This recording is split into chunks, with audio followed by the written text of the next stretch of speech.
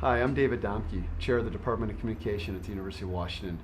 We like to do the occasional conversations with alumni and others who have a real understanding of the communication world, have had influence in that world, and help us to think through, as a department and for our students, maybe things that we should be focused on or ideas we should have in our mind. Today I'm joined by Ron Elgin, who's going into the Department of Communication Alumni Hall of Fame here in 2014, and this evening we'll have a ceremony. So Ron and I just wanted to take a moment to have a conversation. Thank you so much, Ron. Oh, thank you. I'm honored. Maybe we could just start real simple. Where'd you grow up? Actually, I grew up here in Seattle, and I wasn't a great student. In fact, I probably wasn't even a very good person.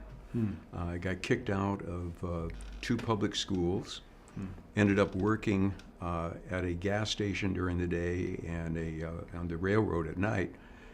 And I thought, there's got to be a better way than this. So I enrolled at it was called the Broadway Edison Technical School, which is now Seattle Central College. And with diploma in hand, high school diploma in hand, I came out here to Montlake and had a very interesting experience at the administration, or what's it called? The Registrar? Yeah. Admissions? Right, admissions. Right. You want to hear about that?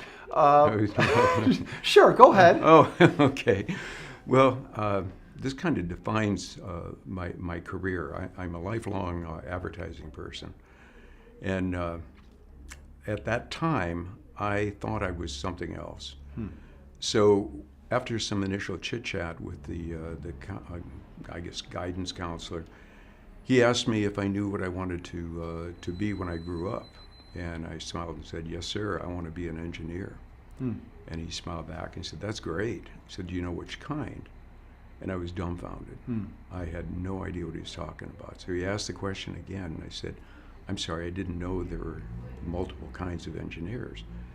And he said, well, what do you know about engineers? And I said, well, I know that they live in big houses and drive fancy cars, and that's what I want to be.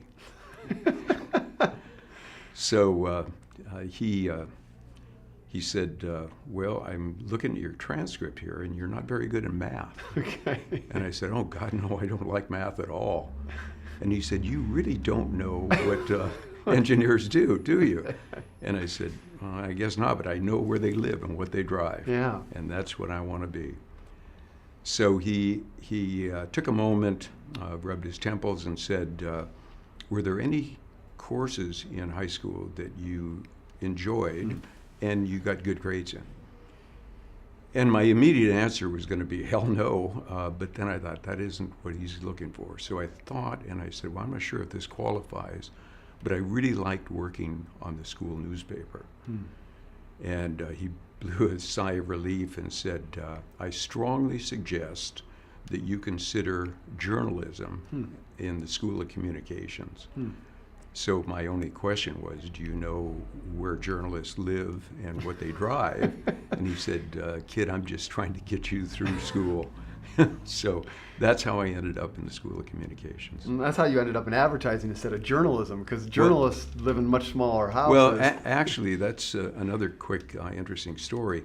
I really loved journalism. I wrote for the Daily, and I did quite well.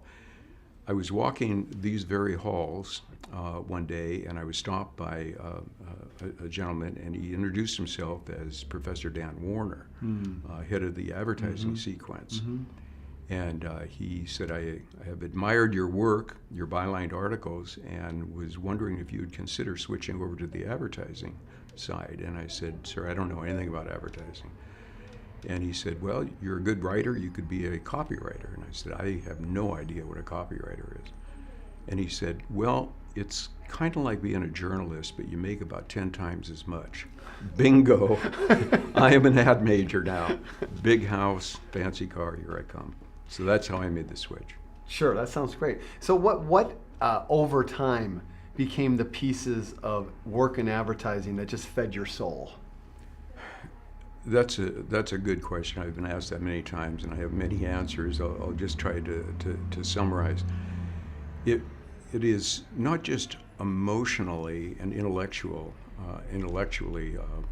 challenging and inspiring. The people that I worked with, both on the client side and especially at my company and other like companies, are interesting people. Advertising just attracts these animals who just love everything.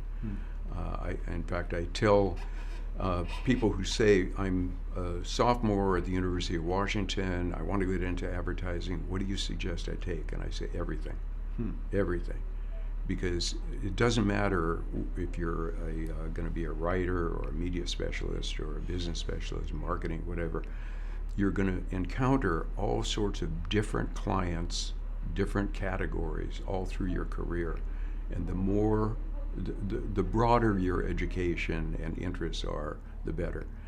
Some people don't like that and they wash out. Other people relish in that and they'll leave whatever profession to be able to enjoy the wide variety of people and interests in advertising.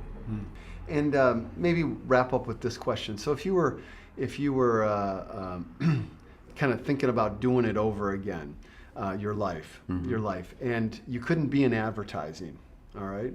What would be another passion of your life, but that would nurture the same values? Probably the thing that the career counselor steered me to initially, and that's journalism.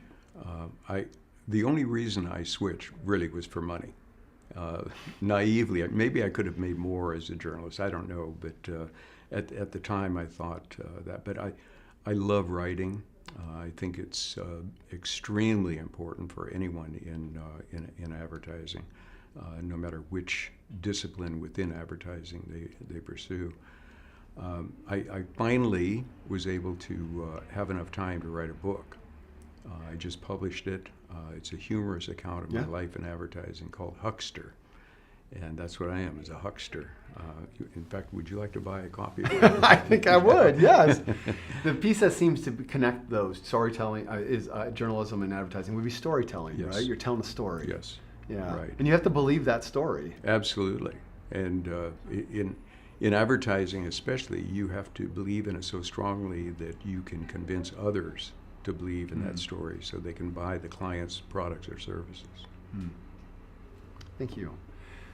I'm David Domke, Chair of the Department of Communications at the University of Washington. This was an opportunity to talk to Ron Elgin, one of our Alumni Hall of Fame members, inducted into the Hall of Fame as of today, 2014. Thank you so much, Ron. Thank you, David. Yeah. It's a real honor. Well, great. Thank you. Good day.